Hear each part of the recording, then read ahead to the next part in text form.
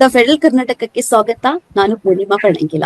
ರಾಜ್ಯದಲ್ಲಿ ಬಹಳಷ್ಟು ಚರ್ಚೆಯ ವಿಷಯ ನಡೀತಾ ಇದೆ. ಹುಬ್ಬಳ್ಳಿಯಲ್ಲಿ ಒಂದು ನಡೆದ ಕೇಸ್, 5 ವರ್ಷದ ಮಗುವಿನ ಮೇಲೆ ಅತ್ಯಾಚಾರಕ್ಕೆ ಪ್ರಯತ್ನ ಪಟ್ಟ ಬಾಲಕಿಯನ್ನು ಕತ್ತು ಹಿಸುಕಿ ಕೊಲೆ ಮಾಡಿದ ಆರೋಪಿಯನ್ನು ಪೊಲೀಸರು ಇವತ್ತು ಎನ್ಕೌಂಟರ್ ಮಾಡಿದ್ದಾರೆ. ಸೊ ಆ ಎನ್ಕೌಂಟರ್ ಮಾಡಿ ಮಿಸ್ ಫೈರ್ ಆಗಿ ಆ ವ್ಯಕ್ತಿ ಆರೋಪಿ ಇರುವವನು ಸತ್ತೋಗಿದ್ದಾರೆ. ಸೊ ಇವತ್ತು ಬಹಳಷ್ಟು ಈ ಕೇಸ್ ಪ್ರಕರಣವನ್ನ ಇಟ್ಕೊಂಡು ತುಂಬಾ ಚರ್ಚೆಗಳು ನಡೀತಾ ಇದ್ದಾವೆ. ತುಂಬಾ ಇತ್ತೀಚಿನ ದಿನಗಳಲ್ಲಿ ತುಂಬಾ ಕೇಸ್ಗಳು, ಮಕ್ಕಳ ಮೇಲೆ ಅತ್ಯಾಚಾರ ಕೇಸ್ಗಳು, ಮಹಿಳಾ ದೌರ್ಜನ್ಯ ಕೇಸ್ಗಳು ತುಂಬಾ ಆಗ್ತಾ ಇದೆ. ರಾಜ್ಯದಲ್ಲಿ ದಿನಕ್ಕೊಂದು ಕೇಸ್ಗಳು ನಡೀತಾ ಇದ್ದಾವೆ ಇತ್ತೀಚಿನ ದಿನಗಳು ನೋಡಿದ್ರೆ. ಸೊ ಈ ಬಗ್ಗೆ ನಾವು ಚರ್ಚೆ ಮಾಡ್ತಾ ಇದ್ದೇವೆ. ಇವತ್ತು ನಮ್ ಜೊತೆ ಇದ್ದಾರೆ ಡಾಕ್ಟರ್ ಆಶಾ ಕೃಷ್ಣ ಸ್ವಾಮಿ ಅವರು ನಮ್ ಜೊತೆ ಇದ್ದಾರೆ. ಇನ್ನೊಬ್ರು ಬಲ ನ್ಯಾಯ ಮಂಡಳಿ ಸದಸ್ಯರಾಗಿರುವಂತಹ ಸಚಿತಾ ನಂದಗೋಪಾಲ್ ಇದ್ದಾರೆ. ಇನ್ನೊಬ್ರು ರಾಜಲಕ್ಷ್ಮಿ ಅಂಕಳಗಿ, ಅವರು ವಕೀಲರು ಹಾಗೂ ಹೋರಾಟಗಾರ್ತಿ ಕೂಡ ನಮ್ಮ ಕಾರ್ಯಕ್ರಮಕ್ಕೆ ಸ್ವಾಗತ. Thank you ma'am. ಇತ್ತೀಚಿನ ದಿನಗಳಲ್ಲಿ ನೋಡಿದ್ರೆ ಚಿಕ್ಕ ಮಕ್ಕಳ ಮೇಲೆ ಜಾಸ್ತಿಯಾಗಿ ಅತ್ಯಾಚಾರ ಪ್ರಕರಣಗಳು ಬೆಳಕಿಗೆ ಬರ್ತಾ ಇದಾವೆ. ಇವತ್ತು ನೋಡಿದ್ರೆ ಹುಬ್ಬಳ್ಳಿಯಲ್ಲಿ ಒಂದು ಕೇಸ್ ಆಯ್ತು. ಅವನನ್ನ ಎನ್ಕೌಂಟರ್ ಮಾಡಿ ಪೊಲೀಸರು ಪ್ರಕರಣವನ್ನ ಇತ್ಯರ್ಥ ಮಾಡಿದ್ದಾರೆ ಅಂತ ಹೇಳಿದ್ರೆ ಆರೋಪಿ ಸತ್ತೋಗಿದ್ದಾನೆ ಇವಾಗ. ಸೊ ಮ್ಯಾಮ್, ಇಂಥ ಕೇಸ್ಗಳಲ್ಲಿ ಎನ್ಕೌಂಟರ್ ಈ ಕೇಸ್ಗಳಿಗೆಲ್ಲ ಪರಿಹಾರವಾ ಅಂತ ನಾನು ಕೇಳ್ತಿರೋದು. ಇದ್ರೊಳಗೆ ಫಸ್ಟ್ ನಿಂದ ಹೇಳ್ಬೇಕು ಅಂತಂದ್ರೆ, ಮಗು ಏನಂತಾರೆ, ಮಗುವಿನ ಮೇಲೆ ಪ್ರಯತ್ನ ಮಾಡಿದ ಅನ್ನೋದು ಒಂದು ಆಸ್ಪೆಕ್ಟ್. ಎರಡನೇ ಆಸ್ಪೆಕ್ಟ್ ಪೊಲೀಸರು ಇತ್ಯರ್ಥ ಮಾಡಿದ್ರು ಅನ್ನೋದು. ಇದು ಎರಡು ರಾಂಗ್ ಆಸ್ಪೆಕ್ಟ್. ಪೊಲೀಸರು ಇತ್ಯರ್ಥ ಮಾಡ್ಲಿಲ್ಲ. ಇದನ್ನ ನಾವು ಯಾಕೆ ಇತ್ಯರ್ಥ ಅನ್ನೋ ಶಬ್ದ ಯೂಸ್ ಮಾಡ್ತೀವಿ ಅಂದ್ರೆ, ಬಹುಶಃ ತೆಲಂಗಾಣ ರೇಪ್ ಕೇಸಿನ ಆಂಗಲ್ದೊಳಗೆ ಇದನ್ನ ನೋಡಕ್ ಪ್ರಯತ್ನ ಮಾಡ್ತೀವಿ. ತೆಲಂಗಾಣದ್ದು ಕಂಪ್ಲೀಟ್ ಆಗಿ ಡಿಫ್ರೆಂಟ್ ಆಗಿರೋದು. ಅಲ್ಲಿ 4 ಮಂದಿನ ಎನ್ಕೌಂಟರ್ ಮಾಡಿರೋ ರೀತಿ ಏನಿತ್ತಲ್ಲ, ಅದು ಡಿಫ್ರೆಂಟ್. ಯಾವುದೇ ಆಗ್ಲಿ ಒಂದು ಏನಂತಾರೆ, ಹ್ಯೂಮನ್ ರೈಟ್ಸ್ ಗಳು ಮತ್ತು ಸಂವಿಧಾನದ ಹಕ್ಕುಗಳು ಜಾಗೃತಿ ಇರುವಂತಹ ಪ್ರಜಾಪ್ರಭುತ್ವ ವ್ಯವಸ್ಥೆಯೊಳಗೆ ಎನ್ಕೌಂಟರ್ ಅನ್ನೋದು ಅತಿ ರೇರ್ ಆಗಿ ಆಗಬೇಕಾದಂತಹ ಒಂದು ಘಟನೆ. ಅದನ್ನ ಎಲ್ಲರೂ ಒಪ್ಕೋತೀವಿ. ಆದ್ರೆ ಇವತ್ತಿನ ಘಟನೆ, ಅದನ್ನ ನಾವು ತೆಲಂಗಾಣ ಘಟನೆ ಜೋಡಿ ಇಕ್ವೇಟ್ ಮಾಡಕ್ ಆಗಂಗಿಲ್ಲ. ಆಮೇಲೆ ಮಗುವಿನ ಜೋಡಿ ಪ್ರಯತ್ನ ಮಾಡ್ದ ಅನ್ನೋದು ಹೇಳಕ್ಕೆ ಮಗು ಬದುಕಿಲ್ಲ. ಯಾಕಂದ್ರೆ ಮಗು ಬರೀ ಒಂದ್ ಸಣ್ಣದು 5 ವರ್ಷದ ಮಗುನು ಸತ್ ಹೋಗ್ಯದೆ. ಈಗ ಆ ಮನುಷ್ಯನು ಸತ್ ಹೋದ. ಪ್ರಕರಣ ಇತ್ಯರ್ಥ ಆಗ್ಲಿಲ್ಲ, ಪ್ರಕರಣಕ್ಕೆ ಒಂದು ಅಂತ್ಯ ಆಯ್ತು. ಓಕೆ. ಆದ್ರೆ ಇದನ್ನ ನಾವು ಬೇರೆ ರೀತಿಯಿಂದ ಈ ಶಬ್ದ ಯೂಸ್ ಮಾಡಿದ್ರೆ ಏನಾಗ್ತದಲ್ಲ, ಈ ರೀತಿ ಎನ್ಕೌಂಟರ್ ಮಾಡೋದೇ ಒಂದು ಪ್ರಕರಣವನ್ನ ದಂಡಿಗಟ್ಟಿಸುವಂತ ಒಂದು ಸರಿಯಾದ ದಾರಿ ಅಂತ ಜನರಿಗೆ ಅನ್ಸಕ್ ಶುರುವಾಗ್ತದೆ. ಹಂಗಾಗಬಾರ್ದು. ಆಮೇಲೆ ಅತಿ ಮುಖ್ಯವಾದ ಆಸ್ಪೆಕ್ಟ್ ಏನಂತಂದ್ರೆ, ಮಕ್ಕಳ ಮೇಲೆ ಇತ್ತೀಚೆಗೆ ಜಾಸ್ತಿ ಆಗಕತ್ತಾವು ಅಂತ ನೀವು ಹೇಳಿದ್ರಿ. ಅದು ಇತ್ತೀಚೆಗೆ ಅಲ್ಲ, ಮಕ್ಕಳ ಮೇಲೆ ಯಾವಾಗ್ಲೂ ಆಗ್ತಿದ್ವು. ಆದ್ರೆ ಇತ್ತೀಚೆಗೆ ಬೆಳಕಿಗೆ ಬರಾಕತ್ತಾವ. ಯಾಕೆಂದ್ರೆ ತಾಯಿಗಾಗ್ಲಿ ಸಂಬಂಧಿಕರಿಗಾಗ್ಲಿ ಸ್ವಲ್ಪ ಅವೇರ್ನೆಸ್ ಇವತ್ತಿಗೆ ಸ್ವಲ್ಪ ಜಾಸ್ತಿ ಆಗಿದೆ. ಆಮೇಲೆ ಮೊದ್ಲೇನ್ ಮಾಡ್ತಿದ್ರು, ಮಕ್ಕಳ ಮೇಲೆ ಆದಾಗ ಫಸ್ಟ್ ಥಿಂಗ್ ಪೇರೆಂಟ್ಸ್ ಟ್ರಾಮಟೈಸ್ಡ್ ಆಗಿರ್ತಾರೆ. ಅವರು ಮಕ್ಕಳನ್ನ ಮೊದಲು ಸಂಭಾಳಿಸ್ಬೇಕಾ, ಇದು ನ್ಯಾಯಕ್ಕಾಗಿ ಹೋಗ್ಬೇಕಾ ಅನ್ನೋದು ಒಂದು ಹೆದರಿಕೆ ಒಳಗಿರ್ತಾರ. ಮಕ್ಕಳನ್ನ ಸಂಭಾಳಿಸೋದ್ರಾಗ ಅವ್ರು ಬ್ಯುಸಿ ಆಗಿರ್ತಾರೆ. ಅವರಿಗೆ ಟ್ರಾಮಾ ಕೇರ್ ಕೊಡೋದ್ರಿಂದ ಹಿಡಿದು ಸೈಕಾಲಜಿಕಲ್ ಕೌನ್ಸಿಲಿಂಗ್ ಕೊಡೋದ್ರಿಂದ ಹಿಡಿದು ಅದೆಲ್ಲದ್ರೊಳಗೆ ಅವ್ರು ಬ್ಯುಸಿ ಇರ್ತಾರೆ. ಇದು ಸಿಟಿ ಒಳಗಿರುವಂತಹ ಪೇರೆಂಟ್ಸ್. ಇನ್ನು ನೀವು ಹಳ್ಳಿ ಕಡೆ ಹೋದ್ರೆ, ಸಣ್ಣ ಸಣ್ಣ ಊರಿಗೆ ಹೋದ್ರೆ, ಅಲ್ಲಿ ಒಂದು ಕೌನ್ಸಿಲಿಂಗ್ ಅನ್ನೋದು ಇರುವುದಿಲ್ಲ. ಆ ಕೌನ್ಸಿಲಿಂಗ್ ಅನ್ನೋದನ್ನ ಮಕ್ಕಳಿಗೆ ಕೊಡಿಸ್ಬೇಕನ್ನುವಂತಹ ನಾಲೆಡ್ಜು ಇರುವುದಿಲ್ಲ ಪೇರೆಂಟ್ಸಿಗೆ. ಅಂತ ಒಂದು ಸಮೂಹದೊಳಗೂ ಇಂಥದೆಲ್ಲ ಘಟನೆ ನಡೀತಾವ. ಎಲ್ಲಕ್ಕಿಂತ ಮುಖ್ಯ ಆಗಿ ನಡೆಯುವುದೇನಂದ್ರೆ, ಇವತ್ತಿನ ಘಟನೆಯೊಳಗೆ ಯಾವುದೋ ಒಬ್ಬ ಅಪರಿಚಿತ ಮಾಡ್ದ. ಆದ್ರೆ most of the child abuse case ಒಳಗೆ perpetrator is known to the victim. ಅಲ್ಲಿ ಮನೆ ಮೆಂಬರ್ ಇರ್ತಾರೆ, ಇಲ್ಲ ಸಂಬಂಧಿಕರೊಳಗೆ ಒಬ್ರು ಇರ್ತಾರೆ. ಮಕ್ಕಳು ಬೇರೆಯವ್ರ ತರ ಹೊರಗೆ ದೂರ ಹೋಗಿರೋದಿಲ್ಲ. ಅವ್ರದೇ ಆದ ಒಂದು ಏರಿಯಾ ಇರ್ತದೆ, ಮನಿ ಇರ್ತದೆ, ಮನೆ ಹೊರಗೆ ಆಡುವಂತ ಏರಿಯಾ ಇರ್ತದೆ. ಇಲ್ಲ ಪೇರೆಂಟ್ಸ್ ಎಲ್ಲಿ ಕೆಲ್ಸಕ್ಕೆ ತಮ್ಮ ಜೋಡಿ ಕರ್ಕೊಂಡು ಹೋಗಿರ್ತಾರಲ್ಲ, ಆ ಜಾಗದಾಗ ಮಕ್ಕಳು ಇರ್ತಾವ. ಅವು ವಿಕ್ಟಿಮ್ ಹುಡ್ದಕ್ಕೆ ಅಂದ್ರೆ ವಲ್ನರೇಬಲ್ ಇರ್ತಾರೆ. ಇಂಥ ಸಿಚುವೇಶನ್ ಒಳಗೆ ನೋನ್ ಪರ್ಸನ್, ಅದ್ರೊಳಗೆ ಹೆಚ್ಚಿಗೆ ಮೆಂಬರ್ಸ್ ಫ್ಯಾಮಿಲಿ ಮೆಂಬರ್ಸ್ ಇರ್ತಾರೆ. ಹಿಂಗಾಗಿ ಪೇರೆಂಟ್ಸ್ ಏನ್ ಮಾಡ್ತಿದ್ರು, ತಮ್ಮದೇ ಫ್ಯಾಮಿಲಿ ಮೆಂಬರ್ಸ್ ಇಂಥ ಒಂದು ಕೆಲಸ ಮಾಡಿದ್ರು ಅಂತ ಹೇಳಾಕೆ ಸೊಸೈಟಿ ಅದ್ರಿಗೆ ಸ್ಟಿಗ್ಮಟೈಸ್ಡ್, ಅದಕ್ಕೊಂದು ಕೆಟ್ಟ ರೀತಿಯಿಂದ ನೋಡ್ತಾರೆ ಸೊಸೈಟಿ ಒಳಗ್ ಜನ ಅಂತ ಹೇಳಿ ಹೇಳ್ತಿದ್ದೇ ಇಲ್ಲ. ಎಷ್ಟೋ ಸಲ ಚೈಲ್ಡ್ ಡಾಕ್ಟರ್ ಹತ್ರ ಹೋದಾಗ್ನು ಅಲ್ಲಿ ಏನಾಯ್ತು ಅಂತ ಕೇಳಿದ್ರೆ ತಪ್ಪ ಏನೋ ಹೇಳ್ತಿದ್ರು. ಡಾಕ್ಟರ್ಸಿಗೆ ಗೊತ್ತಾದಾಗ, ಪ್ಲೀಸ್ ಡಾಕ್ಟರ್ ಯಾರಿಗೂ ಹೇಳ್ಬೇಡ್ರಿ, ಇದನ್ನ ಇಲ್ಲಿಗೆ ಮುಚ್ಚ್ರಿ ಅಂತ ಹೇಳ್ತಿದ್ರು. ಬಟ್ ಈಗ ಏನಾಗ್ಯದಲ್ಲ, ಸ್ವಲ್ಪ ಜನ ಬಾಯಿ ಬಿಟ್ಟು ಇದನ್ನ ನಾವು ಹೇಳ್ಬೇಕು, ಇಲ್ಲಾಂದ್ರೆ ಬೇರೆ ಮಕ್ಕಳಿಗೂ ಅನ್ಯಾಯ ಆಗ್ತದ ಅಂತೇಳಿ ಹೇಳಕ್ ಶುರು ಮಾಡಿರೋದ್ರಿಂದ, ಮತ್ತು ಬಾಲ ನ್ಯಾಯ ಮಂಡಳಿ ಆಗ್ಲಿ ಬೇರೆಯವರಾಗ್ಲಿ ಒಂದ್ ಸ್ವಲ್ಪ ಪ್ರೋ ಆಕ್ಟಿವ್ ಸ್ಟೆಪ್ಸ್ ತಗೊಳಕ್ ಶುರು ಮಾಡಿದ್ರಿಂದ ಪೇರೆಂಟ್ಸಿಗೆ ಸ್ವಲ್ಪ ಧೈರ್ಯ ಬಂದಿದೆ. ಅಂತ ಅದ್ರ ಜೋಡಿ ಆ ಆಂಗಲ್ ದಾಗ ನೋಡಿದ್ರೆ ಇವತ್ತು ಅವನಿಗೆ ಕ್ವಿಕ್ ಆಗಿ ಹಿಡಿಲಾಕ್ ಪ್ರಯತ್ನ ಪಟ್ರು, ಅವ ಅಸಾಲ್ಟ್ ಮಾಡ್ದ, ಇದ್ರ ಬಗ್ಗೆ ತನಿಖೆ ಆಗ್ಲಿ. ಅವ ಅಸಾಲ್ಟ್ ಮಾಡ್ದ, ಪೊಲೀಸರ ಮೇಲೆ ಹಲ್ಲೆ ಮಾಡ್ದ, ಅವ್ರಿಗೆ ಗಾಯ ಆಯ್ತು, ಇನ್ ರಿಟಾಲಿಯೇಷನ್ ಅವ್ರು ಹೊಡೆದ್ರು, ಆದ್ರೂ ತಪ್ಪಿಸ್ಕೊಳಕ್ ಟ್ರೈ ಮಾಡ್ದ, ಮಿಸ್ ಫೈರ್ ಆಯ್ತು, ಅವ ಸತ್ ಹೋದ. ಇದು ಇವತ್ತಿನ ಒಂದು ಸತ್ಯ. ಆದ್ರೆ ಅದರ ನಿಜ ಸತ್ಯ ಏನು? ಅವನನ್ನ ಕೊಂದೇ ಬಿಡುವುದು ಇತ್ಯರ್ಥ ಅಲ್ಲ. ಅವನ್ ಯಾವುದೇ ಆಗ್ಲಿ, ಇವನ್ ನಾವು ಕಸಾಬುಗೂ ಸಹಿತ ಒಂದು 2611 ಅಕ್ಯೂಸ್ಡ್ ಅದಾನಂದ್ರೆ ಅವನಿಗೂ ಒಂದು ಟ್ರಯಲ್ ಮಾಡಿ ಶಿಕ್ಷೆ ಒಂದು ಕೊಡಕ್ಕೆ ಅವಕಾಶ ಇರುವಂತಹ ದೇಶ ನಮ್ದು. ಅಂತದ್ರೊಳಗೆ ಪ್ರತಿಯೊಬ್ಬನಿಗೂ ಆಗ್ಲಿ, ಇಲ್ಲಿ ಆಗ್ಬೇಕಾಗಿರೋದು ಇಷ್ಟೇ, 100% ಶಿಕ್ಷೆ ಆಗ್ಬೇಕು. ಯಾರು ಅಕ್ಯೂಸ್ಡ್ ಇರ್ತಾರೆ, ಯಾರು ತಪ್ಪು ಮಾಡಿರ್ತಾರೆ, ಡೆಫಿನೆಟ್ಲಿ ಶಿಕ್ಷೆ ಆಗ್ಬೇಕು. ಅವರಿಗೆ ಎಷ್ಟು ದೊಡ್ಡ ಶಿಕ್ಷೆ ಆಗ್ತದೆ ಅಷ್ಟೂ ಓಕೆ. ಆದ್ರೆ ಒಂದು ತನಿಖೆ ಅನ್ನೋದು ನಡೆದು ಪ್ರಾಪರ್ ಆಗಿ ಶಿಕ್ಷೆ ಆದಾಗ ಜನರಿಗಾಗ್ಲಿ ಸಮಾಜಕ್ಕಾಗ್ಲಿ ಒಂದು ಒಳ್ಳೆ ಮೆಸೇಜ್ ಕೊಟ್ಟಂಗ ಆಗ್ತದೆ. ಅವಾಗ ಸಮಾಜಕ್ಕೆ ಏನ್ ಅನಿಸ್ತದೆ, ಏನೇನ್ ಆಯ್ತು ಅನ್ನೋದೆಲ್ಲ ಜನರ ಎದುರಿಗೆ ಬಂದು ತನಿಖೆ ಆಯ್ತು, ಹೌದು ಈ ಒಂದು ಪ್ರೂವ್ ಆಯ್ತು, ಆಮೇಲೆ ಇವನಿಗೆ ಶಿಕ್ಷೆ ಆಯ್ತು ಅಂದಾಗ ಅದ್ರ ಬಗ್ಗೆ ಒಂದು ಪಾಸಿಟಿವ್ ಒಪಿನಿಯನ್ ಬರ್ತದೆ. ಈಗ ಎಲ್ಲ ಕ್ವಶನ್ ಮಾರ್ಕ್, ಏನಾಯ್ತು ಅನ್ನೋದು ಹೇಳಕ್ ಮಗು ಇಲ್ಲ, ಅವನು ಇಲ್ಲ. ಇಂಥ ಘಟನೆಗಳು ಒಂದ್ ಸ್ವಲ್ಪ ಕಡಿಮೆ ಆಗ್ಬೇಕು. ಪೊಲೀಸರಿಗೆ ಟ್ರೈನಿಂಗ್ ಇರ್ತದೆ, ಕ್ವಶನ್ ಮಾರ್ಕ್ ಬಂದೇ ಬರ್ತದೆ. ಮಿಸ್ ಫೈರ್ ಹೆಂಗ್ ಆಗ್ತದೆ, ಇಷ್ಟು ಜನ ಪೊಲೀಸರು ಪ್ಲಸ್ ಒಬ್ಬ ಅಕ್ಯೂಸ್ಡ್, ಈ ಬಗ್ಗೆ ನೋಡ್ಬೇಕಿಲ್ಲ. ಓಕೆ, ಆಶಾ ಮೇಡಮ್ ಅವರೇ, ನೀವೇನ್ ಹೇಳ್ತಾರೆ? ಇವಾಗ ಇತ್ತೀಚಿನ ದಿನಗಳಲ್ಲಿ ಮಕ್ಕಳ ಮೇಲೆ ಕೇಸ್ ಜಾಸ್ತಿ, ಅಂದ್ರೆ ಇಂದ 5 ವರ್ಷದ ಮಕ್ಕಳಿಗೆಲ್ಲ ರೇಪ್ ಮಾಡೋದು, ಅಟೆಂಪ್ಟ್ ರೇಪ್ ಮಾಡೋದು. ಈ ಇನ್ನೊಂದು ಕಡೆ ನೋಡಿದ್ರೆ ಅಂದ್ರೆ ಹೊರಗಿನ ರಾಜ್ಯಗಳಿಂದ ಜಾಸ್ತಿಯಾಗಿ ಬರ್ತಾರೆ. ಉತ್ತರ UP, ಬಿಹಾರ ಆ ಕಡೆ ಜಾಸ್ತಿಯಾಗಿ ನಾವು ಕೇಳ್ತಾ ಇರ್ತೇವೆ. UP ಮೂಲದವನು, ಉತ್ತರ ಪ್ರದೇಶದ ಮೂಲದವನು ಅಂತ ಹೊರಗಡೆಯಿಂದ ವಲಸೆ ಬಂದವರು ಜಾಸ್ತಿ ಇಂಥ ಕೇಸ್ ಆಗ್ತಾ ಇದ್ದಾವೆ, ಇಂತ ಅವರಿಂದ ಜಾಸ್ತಿಯಾಗಿ ಇಂಥ ಕೇಸ್ಗಳು ನಡೀತಾ ಇದ್ದಾವೆ ಅಂತ ಹೇಳ್ತಾರೆ. ಸೊ ಈ ಬಗ್ಗೆ ನೀವೇನ್ ಹೇಳ್ತೀರಾ? ನಿಜವಾಗ್ಲೂ ಹೊರಗಡೆ ಬಂದವರಿಂದ ಕೇಸ್ ಆಗ್ತಾ ಇದೆಯಾ ಇಂಥದ್ದು? ಇಲ್ಲ, ಈ ಸಬ್ಜೆಕ್ಟ್, ಈ ಇಶ್ಯೂ ತಗೊಂಡಿರೋದು, ಈ ಕೇಸ್ ಬೇರೆ, ಈ ಇಶ್ಯೂಸ್ ಬೇರೆ. ಇದು ಈ ಇಶ್ಯೂಸ್ಗೆ ಮೆನಿ ಡೈಮೆನ್ಷನ್ಸ್ ಇದೆ, ಇದು ಒಂದೇ ಡೈಮೆನ್ಷನ್ ಅಲ್ಲ. ಯಾಕೆ ಜನ ರೊಚ್ಚಿಗೆ ಎದ್ರು ನಿನ್ನೆ ಹುಬ್ಳಿನಲ್ಲಿ, ಅದೊಂದು ಕ್ವಶನ್ ಬರುತ್ತೆ. ಆ ಮಗು, ನಾನು ಪೇರೆಂಟ್ಸ್ ನ ಬ್ಲೇಮ್ ಮಾಡ್ತಿಲ್ಲ. ಪೇರೆಂಟ್ಸ್ ಎಲ್ಲಿ ಅಂದ್ರೆ ತಾಯಿ ಹೊರಗಡೆ ಬಿಟ್ಟಿರ್ತಾಳೆ, ಆತರ. ನಾನು ವಿಡಿಯೋ ನೋಡಿದೆ, ನಾನು ಇಂಡಿಯಾ ಟುಡೇ ವೆಬ್ಸೈಟ್ ಅಲ್ಲಿ ಹಾಕಿದ್ದಾರೆ. ಮಗು ಒಂದೇ ನಿಂತಿರುತ್ತೆ, ಗೇಟ್ ಇಂದ ಯಾರೋ ಒಬ್ಬ ವ್ಯಕ್ತಿನ ತೋರಿಸ್ತಾರೆ, ಅದು ಎತ್ಕೊಂಡು ಹೋಗ್ತಾನೆ, ಬಲವಂತಕ್ಕೆ ತೋರಿಸಿದ್ದಾರೆ. ಜನ ಯಾತಕ್ಕೆ ಈಗ ನೋಡಿ, ಜನ ಕಾನೂನು ಕೈಗೆ ತಗೊಳೋದೊಂದು, ಪೊಲೀಸೇ ತಗೊಳೋದೊಂದು. ಮತ್ತೆ ದ ಮೀನಿಂಗ್ ಆಫ್ ಎನ್ಕೌಂಟರ್ ಅಂದ್ರೆ ಏನು ಪೂರ್ಣಿಮಾ? ಎನ್ಕೌಂಟರ್ ಮೀನ್ಸ್ ಎರಡು ಕಡೆಯಿಂದಾನು ಫ್ರಿಕ್ಷನ್ ಆಗ್ಬೇಕು. ಇಲ್ಲಿ ನಾವು ಕೇಳ್ತಾ ಇರೋದು ಪೊಲೀಸ್ ವರ್ಷನ್ ಅನ್ನ ನಮ್ಗೆ ಮೀಡಿಯಾಗೆ ಕೊಟ್ಟಿದ್ದಾರೆ. ಇವರು ಅಂಕಲ್ ಆಗಿ ಮೇಡಮ್ ಅವ್ರು ಹೇಳ್ತಾ ಇದ್ರು, ಲಾಯರ್, ಇದು ಪೊಲೀಸ್ ವರ್ಷನ್ ತಾನೇ ನಮ್ಮ ಹತ್ರ ಇರೋದು, ಇನ್ಯಾವ ವರ್ಷನ್ ಇಲ್ಲ ನಮ್ಮ ಹತ್ರ. ಆ ಲೈವ್ ವಿಟ್ನೆಸ್ ನಮಗ್ ಗೊತ್ತಿಲ್ಲ.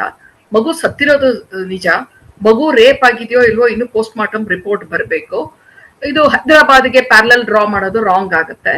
ಮತ್ತೆ ಈಗ ಪೊಲೀಸು ಫೈರ್ ಮಾಡಿದ್ದು ಎನ್ಕೌಂಟರ್, ನೀವು ಎನ್ಕೌಂಟರ್ ಅಂತ ನೀವು ಲಾ ಇದೊಳಗೆ ನೋಡ್ಕೊಂಡು ಹೋದ್ರೆ ಟು ಸೇವ್ ಎ ಲೈಫ್ ಇರುತ್ತೆ ಎನ್ಕೌಂಟರ್. ಪೊಲೀಸ್ ನ ಸೇವ್ ಮಾಡ್ಕೋಬೇಕಾಯ್ತು ಅವ್ರು. ಹಾಗಾದ್ರೆ ಇಲ್ಲಿ ಇದೆಲ್ಲ ಕ್ವಶನ್ಸ್ ಆನ್ಸರ್ ಮಾಡ್ಬೇಕಾಗತ್ತೆ. ಬಟ್ ಎನ್ಕ್ವೈರಿ ಆಗೇ ಆಗತ್ತೆ. ಎನಿ ಎನ್ಕೌಂಟರ್ ಪೊಲೀಸ್ ಎನ್ಕ್ವೈರಿ ಶುರು ಆಗತ್ತೆ. ಅದನ್ನ ಅವರು ಕೇಸ್, ಪೊಲೀಸ್ ಯಾರು ಎನ್ಕೌಂಟರ್ ಮಾಡಿದಾರೋ, ಲೇಡಿ ಹೆಸರು ಒಂದು ಬಂದಿದೆ ಪೇಪರ್ ನಲ್ಲಿ, ಅವ್ರು ಮಾಡಿದ್ರು ಅಂತ, ಅವ್ರು ಆಗಿದ್ರೆ ಅವ್ರಿಗೆ ಇನ್ವೆಸ್ಟಿಗೇಷನ್ ಆಗತ್ತೆ. ಅಷ್ಟು ಈಸಿಗೆ ಪೊಲೀಸ್ ಕೂಡ ಇದನ್ನ ಇಟ್ ವಾಸ್ ರಿಕ್ವೈರ್ಡ್ ಅಂತ. ಬಟ್ ಅನ್ಫಾರ್ಚುನೇಟ್ಲಿ ಇವತ್ತು ಮೀಡಿಯಾದಲ್ಲಿ ಪೊಲೀಸ್ ಆಫೀಸರ್ಸ್ ಯಾರು ಆಗ್ಬೋದು, ಹೋಮ್ ಮಿನಿಸ್ಟರ್ ಯಾರು ಆಗ್ಬೋದು, ಜನಗಳು ಪಬ್ಲಿಕ್ ಮಾತಾಡೋ ಹಂಗೆ ಮಾತಾಡ್ತಾ ಇದ್ದಾರೆ. No, that is not the way to talk. It is still the investigation is on ಅಲ್ವಾ? ಏನು ಇನ್ನೊಂದು ಕ್ವೆಶ್ಚನ್ ಬರುತ್ತೆ, ಯಾಕಂತ ಹೇಳಿದ್ರೆ ಎನ್ಕೌಂಟರ್ ಮಾಡಿದಕ್ಕೆ ತುಂಬಾ ಎನ್ಕೌಂಟರ್ ಅಂತ ಡಿಫೈನ್ ಆಗ್ಬೇಕು ಅಂತ ನಾನು ಹೇಳೋದು. ಅದು ಎನ್ಕೌಂಟರ್, ಅದು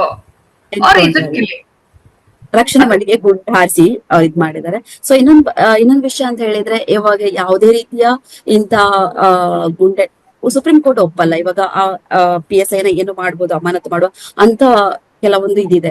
ಆದ್ರೆ ಜನರು ನೋಡಿದ್ರೆ ಇವಾಗ ತುಂಬಾ ಈ ಬಗ್ಗೆ ಸಂತೋಷ ಪಡ್ತಾರೆ. ಅವನ ಆರೋಪ್ಯ ಇಲ್ಲ, ಇನ್ನೂ ಸಾಬೀತಾಗಿಲ್ಲ. ಆದ್ರೆ ಜನರು ತುಂಬಾ ಸಂತೋಷ ಪಡ್ತಿದ್ದಾರೆ. ಅವರಿಗೆ ಪ್ರೈಸ್ ಕೊಡ್ಬೇಕು ಅಂತ, ಅವಾರ್ಡ್ ಕೊಡ್ಬೇಕು, ಆ ತರ ಎಲ್ಲ ಮಾತಾಡ್ಕೊಳ್ತಿದ್ದಾರೆ. ಇದು ಎಷ್ಟರ ಮಟ್ಟಿಗೆ ಸರಿ ಮೇಡಮ್? ಇವಾಗ ನಮ್ಗೆ ಗೊತ್ತಿಲ್ಲ ಆರೋಪ್ಯ. ಅಲ್ಲ ಪೂರ್ಣಿಮಾ, ಇದೇನಾಗತ್ತೆ ಅಂತ ಹೇಳಿದ್ರೆ,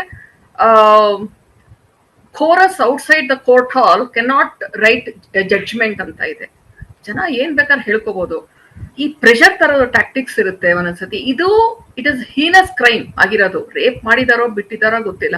ಆ ಮಗುಗೆ ಟ್ರಾಮಟೈಸ್ ಆಗಿದೆ ಅದು.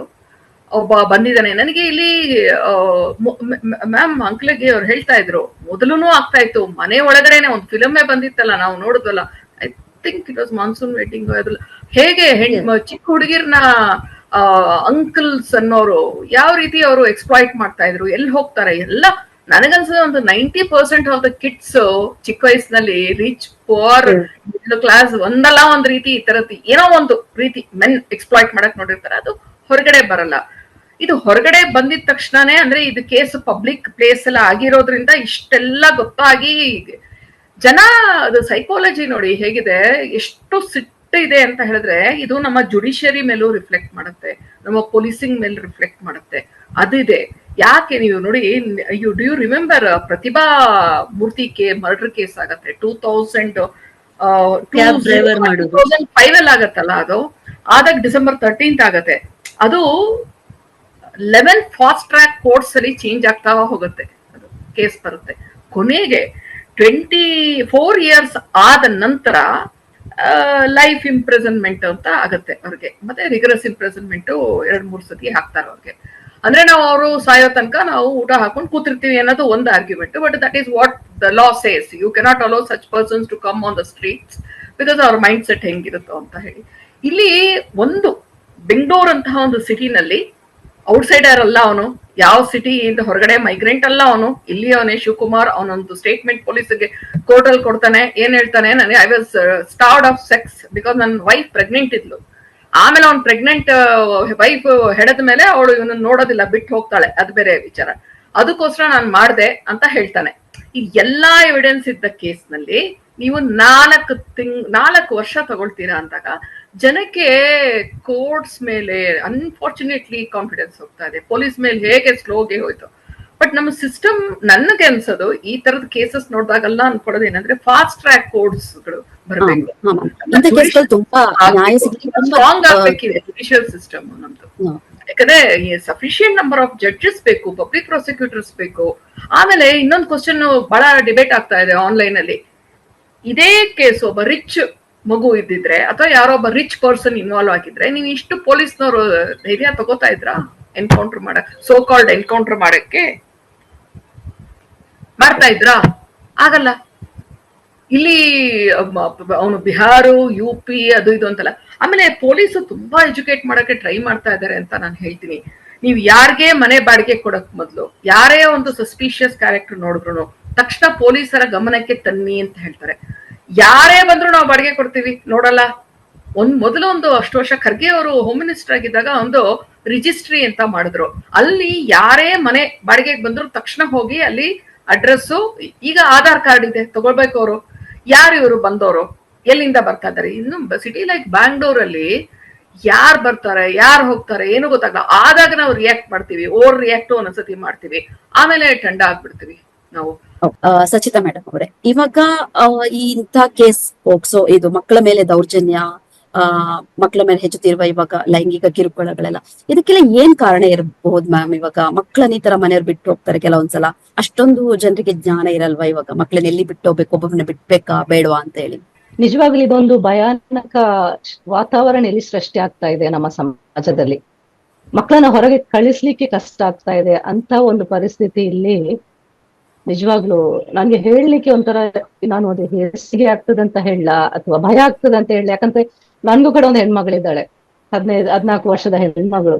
ಸೊ ಈ ತಾಯಿಯಾಗಿ ಅದೇ ರೀತಿ ಒಂದು ಸಮಾಜದಲ್ಲಿ ಒಂದು ಮಕ್ಕಳ ಜೊತೆ ಕೆಲಸ ಮಾಡುವಂತ ಒಂದು ಸುಮಾರು ವರ್ಷಗಳಿಂದ ಕೆಲಸ ಮಾಡ್ತಾ ಇದ್ದು, ಈಗಿನ ನಮ್ಮ ಸಮಾಜದ ವಾತಾವರಣ ಒಂದು 10-15 ವರ್ಷದ ಹಿಂದೆ ನೋಡಿದಾಗ ಹಾಗೂ ಈಗ ನೋಡಿದಕ್ಕೂ ಬಹಳ ತುಂಬಾ ವ್ಯತ್ಯಾಸ ಇದೆ ಅಂತ ಹೇಳಲಿಕ್ಕೆ ನಾನು ನಿಜವಾಗ್ಲೂ ಬಯಸ್ತೇನೆ. ಇಬ್ರು ಮೇಡಮ್ಗಳು ಕೂಡ ಅಷ್ಟು ಚೆನ್ನಾಗಿ ಅದರ ವಿವರಣೆಯನ್ನು ಕೊಟ್ಟರು. ಯಾವ ರೀತಿ ನಮ್ಮ ಕಾನೂನು, ಯಾವ ರೀತಿ ಮನಸ್ಥಿತಿ ಇದೆ. ಈಗ ಪರ್ಪೆಟ್ರೇಟರ್ ಅಂತ ಹೇಳ್ತೇವೆ ನಾವು ಪ್ರತಿ ಒಂದು ಹಂತದಲ್ಲಿ. ಇದು ಯಾಕಾಗಿ ಈ ಒಂದು ಮನಸ್ಸಿನಲ್ಲಿ ಆ ಒಂದು ಕಲ್ಮಶವಾದ ಅಂತ ಹೇಳ್ಬಹುದು ಅಥವಾ ವೆರಿ ವೆರಿ ವಲ್ಗರ್ ಮೈಂಡ್ ಸಮಾಜ ಸೃಷ್ಟಿ ಆಗ್ತಾ ಇದೆ. ಸೊ ನೀವು ಕೇಳಿದಂತೆ ಇಲ್ಲಿ ಮಕ್ಕಳನ್ನು ನಾವು ಹೊರಗೆ ಬಿಡ್ಬೋದಾ ಅಂತ ಹೇಳುವ ಪ್ರಶ್ನೆಗೆ ನಿಜವಾಗ್ಲೂ ನಾವೆಲ್ಲರೂ ಇಲ್ಲಿ ಒಟ್ಟು ಸೇರಿ ನಾವು ಉತ್ತರ ಕೊಡ್ಬೇಕಾದಂತ ಒಂದು ಪರಿಸ್ಥಿತಿ ಇಲ್ಲಿದೆ. ಯಾಕಂತ ಹೇಳಿದ್ರೆ ನಮ್ಗೆ ಪೋಕ್ಸೋದಂತ ಕಾನೂನು ಅಷ್ಟು ಬಲವಂತವಾಗಿ, ಅಂದ್ರೆ ಅಷ್ಟು ಪವರ್ಫುಲ್ ಆಗಿರುವಂತ ಒಂದು ಕಾನೂನು, ಒಂದು ಕಾನ್ಸ್ಟಿಟ್ಯೂಷನ್ ನಮ್ಗೆ ಅಷ್ಟೊಂದು ವೆರಿ ವೆನ್ ನಾವು ಅದನ್ನು ಓದ್ತಾ ಹೋದ್ರೆ, ಅದನ್ನ ನೋಡ್ತಾ ಹೋದಾಗ ಮಕ್ಕಳ ಹಕ್ಕುಗಳನ್ನು ಎಷ್ಟೊಂದು ಪವರ್ಫುಲ್ ಆಗಿ ನಮ್ಗೆ ಸೇವ್ ಮಾಡ್ಬೋದು. ಆದ್ರೆ ನಿಜವಾಗ್ಲೂ ಅದ್ರ ಒಳ್ಳೆ ಉತ್ತಮ ಬಳಕೆ ಆಗ್ತಾ ಇದೆಯಾ ಅಂತ ಹೇಳುವ ಪ್ರಶ್ನೆ ಇಲ್ಲಿ ಈಗ ನಮ್ಗೆ ಬರ್ತಾ ಇದೆ. ಇನ್ನೊಂದು ಮೇಡಮ್ ಒಂದು. ಸಚಿನ್ ಅವರೇ, ಹಾ, ಹಾ. ಇವಾಗ ಹೆಚ್ಚಿನ ಕೇಸ್ಗಳು ಈ ತರ ಮಕ್ಕಳ ಮೇಲೆ ದೌರ್ಜನ್ಯ ಕೇಸ್ಗಳು ಜಾಸ್ತಿ ಆಗಿದ್ರು ಕೂಡ ಕೆಲವೊಂದ್ ಕಡೆ ನಮ್ದು ಕಾನೂನು ಸ್ವಲ್ಪ ವಿಳಂಬ ಮಾಡ್ತಾ ಇದಾವೆ ಇಂಥ ಕೇಸ್ಗಳನ್ನು ಇದ್ ಮಾಡ್ಲಿಕ್ಕೆ, ಕ್ಲಿಯರ್ ಮಾಡೋಕೆ. ಹಾಗಾಗಿ ಈ ಇಂಥ ಕೇಸ್ಗಳಲ್ಲಿ ಬಾಲಮಂಡಳಿಗಳು ಯಾವ ರೀತಿ, ಬಾಲ ನ್ಯಾಯಮಂಡಳಿ ಯಾವ ರೀತಿ ವಿಲೇವಾರಿ ಮಾಡ್ತವೆ ಕೇಸ್ಗಳಂತ? ನೋಡಿ, ಈಗ ಬಾಲ ನ್ಯಾಯ ಮಂಡಳಿ ಒಂದು ವಿಚಾರ ಹೇಳ್ಬೇಕಾದ್ರೆ ನಮ್ಗೆ ನೋಡ್ಲಿಕ್ಕೆ ಸಿಗುವಂತದ್ದು 18 ವರ್ಷದ ಒಳಗಿನ ಮಕ್ಕಳು ದೌರ್ಜನ್ಯವನ್ನು ಮಾಡುವಂಥದ್ದು. ಇದೀಗ ಇದು 18 ವರ್ಷದ ಮೇಲಿನ ಒಂದು ಪುರುಷ ಸಣ್ಣ ಮಗುವನ್ನು ದೌರ್ಜನ್ಯಕ್ಕೊಳಪಟ್ಟಿದ್ದಾನೆ. ಅದು ಬರೀ ದೌರ್ಜನ್ಯ ಮಾತ್ರವಲ್ಲ, ಮರ್ಡರ್ ಕೂಡ ಆಗ್ಬಿಟ್ಟಿದೆ. ಅಷ್ಟೊಂದು ಕ್ರೂರತೆಯಿಂದ ಈ ಒಂದು ಕ್ರೌರ್ಯವನ್ನು ಅವನು ಮಾಡಿದ್ದಾನೆ. ಈಗ ಇಲ್ಲಿ ಬಾಲ ಮಂಡಳಿ ನಾವು ಏನ್ ಮಾಡ್ತೇವೆ ಅಂತ ಹೇಳಿದ್ರೆ, ಈಗ 18 ವರ್ಷದ ಮಗು ಏನಾದ್ರೂ ಒಂದು 18 ವರ್ಷದ ಒಳಗಿನ ಮಗು ಏನಾದ್ರೂ ಒಂದು ತಪ್ಪು ಕೆಲಸ ಮಾಡಿದ್ರೆ, ಅದು ಹೀನಸ್ ಆಗಿರ್ಬಹುದು ಅಥವಾ ಪೆಟಿ ಕೇಸ್ ಆಗಿರ್ಬೋದು ಅಥವಾ ಸೀರಿಯಸ್ ಆಫೆನ್ಸ್ ಆಗಿರ್ಬೋದು. ಆದ್ರೆ ಇಲ್ಲಿ ನಾವು ಅವನಿಗೆ ಪನಿಷ್ಮೆಂಟ್ ಅಂತ ಮಾಡ್ಲಿಕ್ಕೆ ಇಲ್ಲ, ಅದನ್ನ ಅಪರಾಧ ಅಂತ ಕೂಡ ನಾವು ಕರೆಯುವಾಗೆ ಇಲ್ಲ, according to juvenile justice act. ಇಲ್ಲಿ ನಮ್ಮ ಒಂದು ಏನಂತ ಹೇಳಿದ್ರೆ, ಆ ಒಂದು ನಿಟ್ಟಿನಲ್ಲಿ ಅವನ ಮಾನಸಿಕ ತುಲನೆಯನ್ನು ಕಳ್ಕೊಂಡು ಈ ಒಂದು ಕ್ರೌರ್ಯ ಅವನು ಮಾಡಿರ್ಬೋದು. ಆದ್ರೆ ಅದನ್ನ ಯಾವ ರೀತಿ ನಾವು ಅದನ್ನು ಪರಿಶೀಲನೆ ಮಾಡ್ಬೇಕಂತ ಹೇಳಿದ್ರೆ, ಅವನನ್ನ ಒಂದು ಕೌನ್ಸಿಲಿಂಗ್ ಮಾಡಿ ಅವನ ಮನಪರಿವರ್ತನೆ ಆಗುವ ರೀತಿಯಲ್ಲಿ ಅವನನ್ನೊಂದು ಪುನರ್ವಸತಿ ನೀಡುವಂತೆ, ಅವನನ್ನು ಇನ್ಕ್ಲೂಸಿವ್ನೆಸ್, ಅವನನ್ನು ಸಮಾಜಕ್ಕೆ ವಾಪಸ್ ತರುವಂತ ನಿಟ್ಟಿನಲ್ಲಿ ನಾವು ಕೆಲಸ ಮಾಡುವಂತದ್ದು. ಇದು ನಾವು as a member of juvenile justice board ನಾವು ಮಾಡುವಂತ ಒಂದು ಕೆಲಸ. ಯಾಕಂತ ಹೇಳಿದ್ರೆ ಅವನನ್ನು ಒಂದು ಒಂದು ಕ್ರಿಮಿನಲ್ ಅಂತ ಹೇಳುವ ನಿಟ್ಟಿನಲ್ಲಿ ನಾವು ಅವನನ್ನು ಕಾಣ್ಲಿಕ್ಕೆ ಇಲ್ಲ. ಅದು ನಮ್ಮ ನ್ಯಾಯ ಹೇಳ್ತದೆ. ಸೊ ಈ ಮಗುವನ್ನು ನಾವು ಏನಂತ ಹೇಳಿದ್ರೆ, ಅವನು ಮಾಡಿದಾನೆ, ಏನೋ ತಪ್ಪು ಮಾಡಿದಾನೆ. ಈಗ ನೋಡಿ, ಅದು ಕಾನೂನು ಪ್ರಕಾರ ನಾವು ಆಗತ್ತೆ. ಅವನೊಂದು ಮರ್ಡರ್ ಕೇಸ್ ಮಾಡಿದಾನೆ, ಅವ ಚಿಕ್ಕಮ್ಮನನ್ನು ಮರ್ಡರ್ ಕೇಸ್ ಮಾಡಿದಾನೆ. ಈಗ ಇತ್ತೀಚೆಗೆ ನನ್ಗೆ ಸಿಕ್ಕಿದಂತ ಒಂದು ಕೇಸ್, ತನ್ನ ಸ್ವಂತ ಚಿಕ್ಕಮ್ಮನನ್ನು ಅವನು ಮರ್ಡರ್ ಮಾಡಿದ್ದಾನೆ. ಈಗ ನಾವು ಏನ್ ಮಾಡ್ಬೇಕು, ಅವನನ್ನು ಜೈಲಿನ ಒಳಗೆ ಹಾಕುವಂತ ಇಲ್ಲ.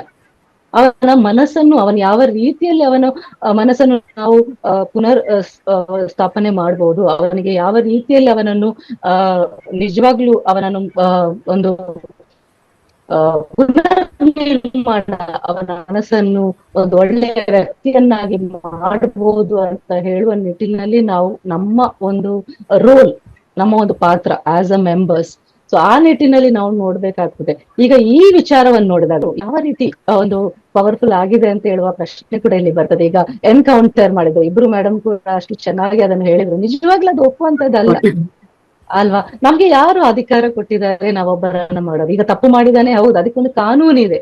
ಆ ಕಾನೂನಿನ ಚೌಕಟ್ಟಿನಲ್ಲಿ ನಾವು ಇದ್ದು ಅವನಿಗೆ ಶಿಕ್ಷೆಯನ್ನು ಕೊಡುವಂತದ್ದು ನೋಡ್ಬೇಕಾಗ್ತದೆ. ಸೊ ಇದು ನನ್ನ ಅಭಿಪ್ರಾಯ. ರಾಜಲಕ್ಷ್ಮಿ ಮೇಡಮ್ ಅವರೇ, ಇವಾಗ ಕಾನೂನು ಸುವ್ಯವಸ್ಥೆ ಹದಗೆಟ್ಟಿದೆ ಅಂತ ಹೇಳ್ತಾರೆ. ಅಂದ್ರೆ ಬೇಗ ಬೇಗ ಕಾನೂನುಗಳು ಸಿಗ್ತಾ ಇಲ್ಲ, ನ್ಯಾಯ ಸಿಗ್ತಾ ಇಲ್ಲ. ಸೊ ಕಾನೂನು ಹದಗೆಟ್ಟಿದೆಯಾ ಈ ವಿಷಯದಲ್ಲಿ ಏನ್ ಹೇಳ್ತೀರಾ? ಕಾನೂನು ಈಗ ಎಲ್ಲರೂ ಹೇಳಿದ್ರು, ಆಗಲೇ ಆಶಾ ಅವ್ರು ಹೇಳಿದ್ರು, ಈ ಕ್ಲಾಸ್ ಚೇಂಜ್ ಆಯ್ತು ಅಂತಂದ್ರೆ ಈ ಕೇಸ್ ಅನ್ನ ಹ್ಯಾಂಡಲ್ ಮಾಡೋ ರೀತಿ ಸೇಮ್ ಆಗ್ತಿತ್ತೇನು? ಪೋಕ್ಸೋ ಆಕ್ಟ್ ರೀಸೆಂಟ್ ಆಗಿ ಸುದ್ದಿ ಮಾಡಿದ್ದಿಲ್ಲಿ ಯಡಿಯೂರಪ್ಪ ಅವ್ರ ಕೇಸ್ ಒಳಗೆ. ಅವ್ರು ಜೈಲಿಗಾದ್ರೂ ಹೋದ್ರ, ಅರೆಸ್ಟ್ ಆದ್ರೂ ಆದ್ರ? ಆಗಿಲ್ಲ. ಯಾಕೆ? ಅಫೆನ್ಸ್ ಅದು ಅಲ್ಲೇನು ಮೈನರ್ ಇತ್ತ? ಅದು ಅಫೆನ್ಸ್ ಒಳಗೆ ಪೋಕ್ಸೋ ಅಂತ ಬಂದ ಕೂಡ್ಲೇನೆ ಫಸ್ಟ್ ಆಗ್ಬೇಕಾಗಿದ್ದು ಅರೆಸ್ಟ್, ದೆನ್ ಎನ್ಕ್ವೈರಿ. ಹೌದಾ? ಅಲ್ಲಿ ಆಗ್ಲಿಲ್ಲ. ಈಗ ಬಿಜಾಪುರದೊಳಗೆ ದಾನಮ್ಮ ಪ್ರಕರಣ ಇವತ್ತಿನ ತನ ಒಂದ್ ದಂಡಿಗೆ ಹತ್ತಿಲ್ಲ. ಇಂಥ ಎಷ್ಟೋ ಪ್ರಕರಣಗಳು ರಾಜ್ಯದೊಳಗೆ ಪೆಂಡಿಂಗ್ ಅದಾವು. ಇಲ್ಲಿ ಏನಾಗ್ತದೆ, ಇಲ್ಲಿ ಆಗಿದ್ದೇನು ಶ್ರೀಮಂತರ ಮಗು ಅಲ್ಲ, ಇದು ಬೇರೆ ಪ್ರಕರಣ. ಆದ್ರೆ ಏನಾಗ್ತದೆ, ಕಾನೂನು ಅನ್ನೋದು ಹದಗೆಟ್ಟಿದೆಯಾ ಅಂತಂದ್ರೆ ಕಾನೂನು ಹದಗೆಟ್ಟಿರೋದಿಲ್ಲ. ಕಾನೂನು ಇರ್ತದೆ, ಪ್ರಾಪರ್ ಆಗಿರ್ತದೆ. ಅದು ಹದ ನೋಡ್ಕೊಂಡು ಕೆಡ್ತದೆ. ಎಲ್ಲಿ ಎಂಥವ್ರು ಬರ್ತಾರೆ, ಯಾರನ್ನ ಯಾವ ರೀತಿ ಹ್ಯಾಂಡಲ್ ಮಾಡ್ಬೇಕು ಅದನ್ನ ನೋಡ್ಕೊಂಡು ಕಾನೂನು ಮಾಡಿಫೈ ಆಗ್ತದೆ. ಯಾರಾದ್ರೂ ಈಸಿಯಾಗಿ ಸಿಗುವಂತ ವಿಕ್ಟಿಮ್ ಇದ್ರೆ ಕ್ವಿಕ್ ಆಗಿ ಎನ್ಕೌಂಟರ್ ಆಗ್ತದೆ. ಯಾರಾದ್ರೂ ಸಿಗಲಾರ್ದ ಮನುಷ್ಯ ಇದ್ರೆ ನಿಮ್ ಕಣ್ಣೆದುರಿಗೆ ತಿರುಗಾಡ್ತಿರ್ತಾನೆ, ಆ ಮನುಷ್ಯನ ಅರೆಸ್ಟು ಆಗೋದಿಲ್ಲ. ಇದು ಯಾಕೆ ಅಂತಂದ್ರೆ ಪವರ್ಫುಲ್ ವ್ಯಕ್ತಿಗಳು ಕಾನೂನಿನ ಜೋಡಿ ಆಟ ಆಡೋದನ್ನ ಕಲ್ತಾರೆ. ಈ ಪೊಲೀಸ್ ಡಿಪಾರ್ಟ್ಮೆಂಟ್ನವರಾಗ್ಲಿ ಬೇರೆ ಯಾವುದೇ ತನಿಖೆಯ ಡಿಪಾರ್ಟ್ಮೆಂಟ್ನವರಾಗ್ಲಿ ಅವರು ಈ ವಿಕ್ಟಿಮ್ಗಳಷ್ಟೇ ವಲ್ನರೇಬಲ್ ಅದಾನೆ. ಅದ್ರೊಳಗೆ ಎರಡ್ ರೀತಿ ಹೆಲ್ಪ್ಲೆಸ್ನೆಸ್ ಅವರಿಗೆ. ಒಂದು, ಆಡಳಿತ ಇವ್ರ ಕೈಯೊಳಗಿರ್ತದೆ. ಅಕಸ್ಮಾತ್ ಅಪೋಸಿಟ್ ಪಾರ್ಟಿಯವರೇ ಅದಾರ ಅಂದ್ರುನು ನಾವು ಮಂದಿ ತರ ವಿಚಾರ ಮಾಡಕ್ ಆಗಂಗಿಲ್ಲ, ಲಾಯರ್ ಆಗ್ಲಿ ಜರ್ನಲಿಸ್ಟ್ ಆಗ್ಲಿ. ಇಲ್ಲಿ ಆಡಳಿತ ಪಕ್ಷ ಅಪೋಸಿಟ್ ಪಕ್ಷ ಅನ್ನೋದು ಇಲ್ಲೇ ಇಲ್ಲ.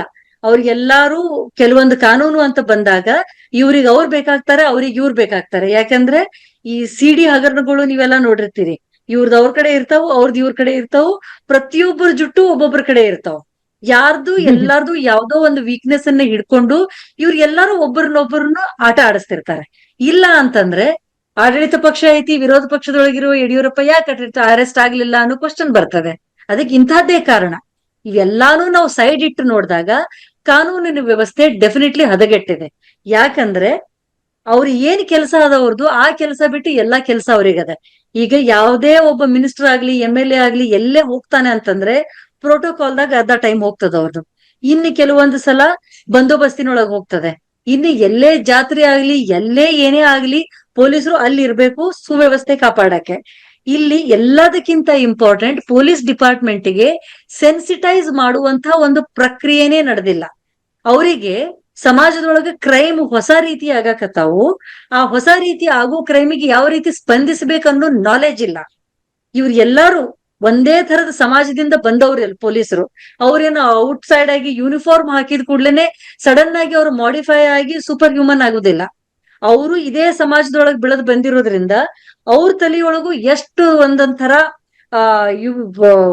ಏನಂತಾರೆ ಕೆಲವೊಂದು ಒಪಿನಿಯನ್ ಇರ್ತಾವ. ಈಗ ಹೆಂಡತಿ ಅಥವಾ ಹೆಣ್ಣು ಮಗಳು ಕಂಪ್ಲೇಂಟ್ ಕೊಡಕ್ ಹೋದ್ರೆ ಅಡ್ಜಸ್ಟ್ ಆಗಿ ಹೋಗು ಅನ್ನುವಂತ ಒಂದು ಸಜೆಷನ್ ಫಸ್ಟ್ ಬರ್ತದೆ, ಈವನ್ ಪೊಲೀಸ್ ಸ್ಟೇಷನ್ ಒಳಗು.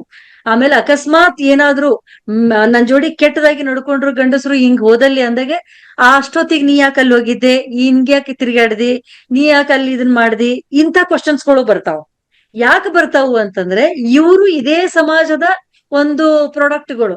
ಇಲ್ಲಿ ಹೆಂಗದೆ ಅಂದ್ರೆ ಸಮಾಜದೊಳಗೆ victim shaming and victim blaming is common. ಯಾವಾಗ್ಲೂ ನಿನ್ ಕೈಲಿ ಪ್ರೊಟೆಕ್ಟ್ ಮಾಡಕ್ ಆಗ್ಲಿಲ್ಲ ಅಂತಂದ್ರೆ ಅಟ್ಲೀಸ್ಟ್ ಅಲ್ಲಿ ಏನಾಗಿದೆ ಅದಕ್ಕೆ ಸ್ಪಂದಿಸೋದಾದ್ರು ಕಲೀರಿ. ಒಪ್ಕೋತೀವಿ, ಎಲ್ಲಾ ಸಂದರ್ಭದೊಳಗೂ ಎಲ್ಲಾ ಜಾಗದೊಳಗೂ ಪೊಲೀಸರು ಹಾಜರಿರಕ್ ಸಾಧ್ಯ ಇಲ್ಲ. ಈವನ್ ನ್ಯೂ ಇಯರ್ ಪಾರ್ಟಿಗಳೊಳಗೆ ರೋಡ್ನಾಗೆ MG ರೋಡ್ನಾಗೆ ಎಷ್ಟು ಇನ್ಸಿಡೆಂಟ್ ಅದು, ಎಲ್ಲಾ ಕಡೆನೂ ಪೊಲೀಸರು ಪ್ರೆಸೆಂಟ್ ಇರಕ್ ಸಾಧ್ಯ ಇಲ್ಲ. ಎಷ್ಟೋ ಜನ ಕುಡ್ದಿರ್ತಾರೆ, ಎಷ್ಟೋ ಜನ ನಶೆ ಒಳಗಿರ್ತಾರೆ, ಡ್ರಗ್ಸ್ ತಗೊಂಡಿರ್ತಾರೆ. ಎಷ್ಟಂತ ಮಾಡಕ್ ಆಗ್ತದ ಪೊಲೀಸರು, ಅದನ್ನು ಒಪ್ಕೋತೀವಿ. ಆದ್ರೆ ನೀ ಯಾಕೆ ಅಲ್ಲಿ ಹೋಗಿದ್ದಿ ಅನ್ನೋದಲ್ಲ, ಅದು ಪ್ರಶ್ನೆ ಅಲ್ಲ, ಅದು ಸ್ಪಂದಿಸೋ ರೀತಿ ಅಲ್ಲ. ಇನ್ನು ಮಕ್ಕಳ ವಿಷಯದೊಳಗೆ ಬಂದಾಗ ಅಲ್ಲಿ ಸಜೆಷನ್ ಏನ್ ಬರ್ತಾವ ಪೊಲೀಸ್ ಸ್ಟೇಷನ್ದೊಳಗೆ, ಇದನ್ನ ನಾನು ಅನುಭವಿಸೀನಿ ಆಸ್ ಅ ಲಾಯರ್.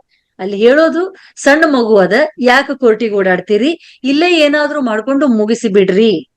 ಇನ್ನೂ ಒಂದು ಕೇಸ್ ಒಳಗೆ ಆಸಿಡ್ ವಿಕ್ಟಿಮ್ ಕೇಸ್ ನಾನು ಮಾಡುವಾಗ ನನಗ್ ಪಬ್ಲಿಕ್ ಪ್ರಾಸಿಕ್ಯೂಟರ್ ಒಬ್ರು ಹೇಳಿದ್ರು, ಏನೋ ಒಂದಿಷ್ಟು ಕೊಡ್ತಾನಂತೆ, ನೋಡಿ ತಗೊಂಡು ಆಕಿಗೆ ಕೊಟ್ಟು ಮುಗಿಸಿ ಬಿಡ್ರಿ. ಎಂತದಿದು ಈ ವ್ಯವಸ್ಥೆ, ಯಾಕೆ ಮುಗಿಸ್ಬೇಕು? ಓಕೆ, ಅವ್ನ ಜೋಡಿ ಏನೋ ಆಗಿ ಆಕಿನೇ ಏನಾದ್ರೂ ವಿಕ್ಟಿಮ್, ಅಥವಾ ಇಲ್ಲಿ ವಿಕ್ಟಿಮ್ ಅನ್ನ ನಾನು ಬರೇ ಹೆಣ್ಣಂತ ಹೇಳೋದಿಲ್ಲ, ಪೋಕ್ಸೋ ಇರೋದ್ರಿಂದ ಇದು ಜೆಂಡರ್ ನ್ಯೂಟ್ರಲ್, ಅಲ್ಲಿ ಗಂಡು ಮಗುನೂ ಇರೋ ಸಾಧ್ಯತೆ ಅದೇ. ಇದನ್ನ ತಗೊಂಡು ಯಾಕೆ ಮುಗಿಸ್ಬೇಕು? ಯಾಕಂದ್ರೆ ಇವರಿಗೆ ಇದನ್ನೆಲ್ಲಾ ತಗೊಂಡು ಹೋಗಿ ಒಂದು ಪ್ರೊಸೆಸ್ ಮಾಡಿ ಅದನ್ನ ಒಂದು ತಾರ್ಕಿಕ ಅಂತ್ಯ, ಲಾಜಿಕಲ್ ಎಂಡ್ ಕೊಡುವಂತ ಇವರಿಗೆ ವ್ಯವಸ್ಥೆ ಇಲ್ಲ. ಫಸ್ಟ್ ಥಿಂಗು ಅದನ್ನ ಅಲ್ಲಿ ಫೋರೆನ್ಸಿಕ್ ಎಲ್ಲ ರೆಕಾರ್ಡ್ ಆಗಿರೋದಿಲ್ಲ, ಎಲ್ಲ ಎವಿಡೆನ್ಸ್ ಕಲೆಕ್ಟ್ ಆಗಿರೋದಿಲ್ಲ, ಮಕ್ಕಳದ ಸ್ಟೇಟ್ಮೆಂಟ್ ರೆಕಾರ್ಡ್ ಆಗಿರೋದಿಲ್ಲ, ಸರಿಯಾಗಿ ಮಾಡಿರೋದಿಲ್ಲ, ಎವಿಡೆನ್ಸ್ ಒಳಗೆ ಫ್ಲಾಸ್ ಇರ್ತಾವು, ಫಾಲ್ಟಿ ಚಾರ್ಜ್ ಶೀಟ್ ಇರ್ತದೆ. ಇಷ್ಟೆಲ್ಲಾ ಫಾಲ್ಟೀಸ್, ಅದ್ರೊಳಗೆ ಇನ್ಫ್ರಾಸ್ಟ್ರಕ್ಚರ್ ಲಾಸ್ ಒಂದೈತಿ, ಸಿಕ್ಕಾಪಟ್ಟೆ ಕಡಿಮೆ ಇನ್ಫ್ರಾಸ್ಟ್ರಕ್ಚರ್ ಐತಿ, ಫಾಸ್ಟ್ ಟ್ರ್ಯಾಕ್ ಕೋರ್ಟ್ಗಳೇ ಸ್ಲೋ ಆಗಿ ಕೆಲಸ ಮಾಡ್ತಾವು. ಇಲ್ಲಿ ಎಲ್ಲಾ ವ್ಯವಸ್ಥೆನೂ ಕೊಡ್ಬೇಕು ಅಂತಂದ್ರೆ ಜುಡಿಷಿಯರಿಗೆ ಪ್ರಾಪರ್ ಬಜೆಟ್ ಆಗ್ಬೇಕು. ಇದು ಎಲ್ಲಾದ್ರ ಜೋಡಿ ಈವನ್ ಜಡ್ಜ್ಗಳು ಸೆನ್ಸಿಟೈಸ್ ಆಗ್ಬೇಕು.